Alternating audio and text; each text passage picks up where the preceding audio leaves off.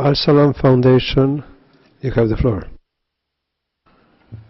Mr. Rapporteur, Al Salam and ADHRB, thank you for your first report to the Council and for laying out your vision for your mandate as well as your priorities.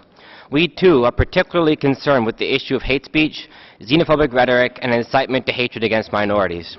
For example, Saudi Arabia systematically discriminates against minorities, in particular its Shia minority population. This discrimination, which plays out in the employment sphere of hiring and firing, in politics, in the media, in access to cultural sites, and in the judicial system, is fostered and underpinned by a nationwide educational program that teaches slander and prejudice against minorities, especially Shia Muslims. Despite repeatedly pledging for many years to reform school textbooks to address hate speech, the government has failed to do so. Saudi textbooks still slander, discriminate against, and degrade religious minorities, in particular Shia Muslims.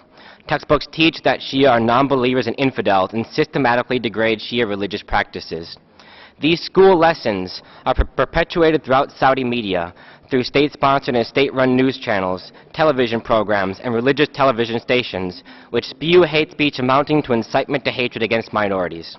State-appointed clerics and religious scholars use their state-sponsored platforms to stigmatize Shia beliefs and practices, while also accusing Shia of being enemies of the state and participating in a conspiracy against the state.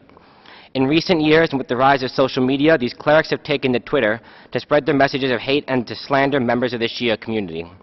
Mr. Rapporteur, minorities often face significant barriers to the full enjoyment of their human rights, in particular their right to peacefully practice their religion.